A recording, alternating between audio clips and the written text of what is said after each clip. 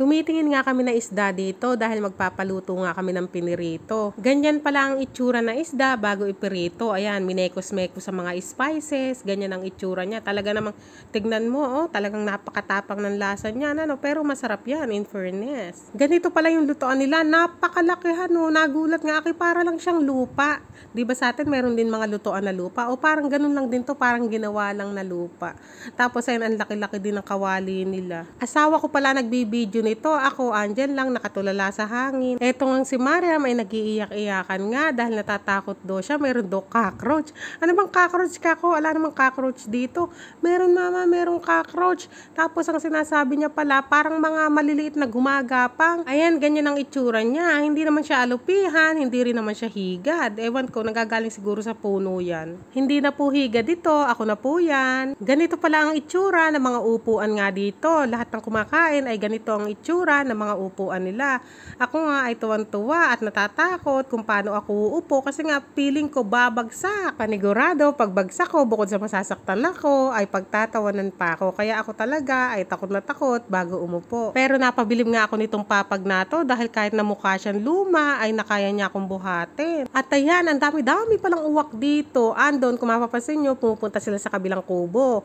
Kasi nga may mga kumakain doon, hinahagisan sila na isda. Kaya ayan, nagtipon-tipon sila doon. Bumalik pala ako dito sa nagluluto dahil hindi nga ako makamove on dito sa sandok nilang yupe. Kaya pala yupi yan ay ipinandidikdik niya pala yan sa piniprito niya. Ayan, di ba? Ayan, piniprito niya. Idinidikdik niya yan. Kaya pala yupi yan. Ay, sabi ko may purpose pala siya. Pero hindi ko na na-video kasi nga nung malayo na ako sa kanya dinikdik. Tapos, ayan, tinuturo pala sa akin na asawa ko yung wire na yan. Akala ko talaga kung ano yan kasi akala ko nga ang ginagamit nila sa pagpipirito ay kahoy. Nung pala, yan pala yung nagpapaapoy dyan. Parang galing sa kuryente, ano, kasi hindi naman siguro gas dahil kuryente, ano. Matagal palang iluto yung isda dito. Hindi ko alam, ang lakas-lakas naman ng apoy, ano. Pero ang tagal-tagal maluto ng isda na yan. Ang tagal namin naghihintay dyan, mga 20 to 30 minutes yata kami naghihintay bago maluto. At ayan, luto na pala yung isda. At kung makikita nyo nga, ay talagang lutong-luto yung isda. At itsura pa lang ay parang matapang na crispy, diba? At dahil rice is life nga ako, abay, handang-handa ako. Sabi ko sa asawa ko, may dala akong kanin. At ayan nga, may pritong itlog pa, ay prito nilaga pala. Dahil sigurado, pag isda lang ang kakainin ko, ay hindi ako mabubusog, panigurado. Kaya ayan, sabi ko, magdadala ako ng kanin. At ayan, tikman na nga natin kung masarap ba to o nagpapanggap lamang. Yan nga ang una kong dinampot, yung may taba. At mahilig nga kasi ako sa taba ng isda. Kahit sa bangus, taba talaga ang gusto ko. At ayan nga, nang tinikman ko, ay medyo na-disappoint ako dyan. Kasi parang may lansa akong natikman dyan. Lansa sa unang kagat. Kaya kumuha ako na ibang parte ng isda. At ayun, yung mga tinikman ko naman na iba, hindi naman siya malansa. Ewan ko ba sa nag-iisang parte na yun, ba't ang lansa? Siguro dahil dun sa parte na tiyan. Tapos hindi siya kasi ganun kapritong-prito tulad ng ibang parte.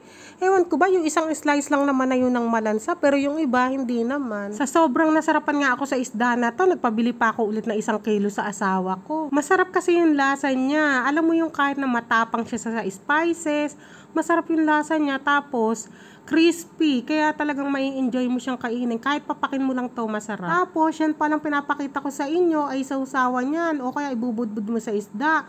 Ay nako, ang tapang-tapang na nga ng mga spices sa isda. Tapos, bubudburan ko pa o sasawsawan ko na isa pang matapang. Ay, baka naman mag-away-away na sila sa loob ng tiyan ko pagka ganun. Ang tawag pala sa isda na yan dito sa lugar na asawa ko ay rao.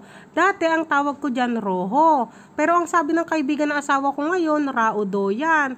Pero kahit sabihin mo sa tindero na roho, alam naman nila na yung isda na yan yung tinutukoy mo. Sa Pinas naman, ang tawag dito ay karpa. Sa lugar namin sa Pinas, hindi masyadong binibili itong karpa. Pero masarap daw itong igata. Pero kami rin kasi hindi kami masyadong kumakain ito. Dahil ang mga kinakain nga namin kadalasan, tilapia, gurame, ayan, ganyan, liwalo. Madami kasing isdang pagpipilian sa Pinas. Hindi tulad dito sa lugar na asawa ko, ay ilan lang yung mga isda sa kanila, lalo at wala naman dagat dito sa lugar na asawa ko.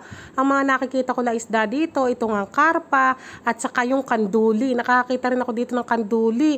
Ang sama pa kamo, nakakita pa ako dito ng janitor fish. Hindi ko lang alam kung niluluto ba nila yon. Pero nakita ko kasi kasama sa nakadisplay na itinitinda. So, ibig ibig sabihin kinakain nila yung janitor fish. Sabagay, sa Pinas nakapanood din naman ako kumain ng janitor fish. Yun nga lang may tinatanggal sila Tapos dito, nagkakatinda rin pala dito ng tilapia sa lugar ng asawa ko. Pero tuwing winter lang, pag summer wala. Kasi dito yung mga tao, kadalasan sila kumakain na isda pag winter lang kasi pampainit doon ng katawan. Pero kung sa parte ka ng Karachi, Lahore, ayan Islamabad, maraming mga isda dyan na pagpipilian. Mga big city kasi yan. Pero dito sa lugar kasi na asawa ko, ay alam nyo na, probinsyana, ay wala. At gana talaga akong kumain. Sarap na sarap talaga ako sa isda. Ito nga si Mariam, kumakain pa ako, tinatakpan na yung kanin. Tingnan nyo naman yung uwak. Oo, hindi natatakot. Alam nyo, dito lang ako nakakita ng uwak. Pero sa Pinas, hindi pa talaga ako nakakita ng uwak. Sa libro lang. Pero dito talaga, ang dami talagang uwak dito. Ayan, hinahagis-hagisan ko nga. Puro maya-maya lang kasi nakikita ko sa Pinas. Lalo na yung mga maya-mayang nakasabit sa electric wire, diba? At bago pala magkalimutan, ay ang presyo pala ng isda na yan per kilo ay 750 rupees o 150 pesos sa Pinas. Diba? Sulit na kasi hindi ka na magluluto. Tingnan nyo, luto na 150 pesos lang. Dito rin pala nag-o-offer din sila ng roti. Itatambal mo dyan sa isda. Pero ako wala akong roti kasi nga nagbaon nga ako ng rice. May nagtitinda na rin pala ng debote dito. Meron din mga nag-o-offer dito ng horse riding, camel riding.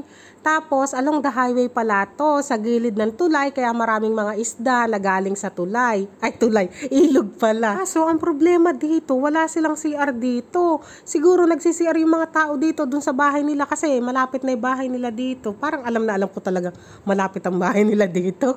Kasi may mga bahay yan Tapos kamo, humilab yung tiyan ko nung nagpapaluto pa lang kami.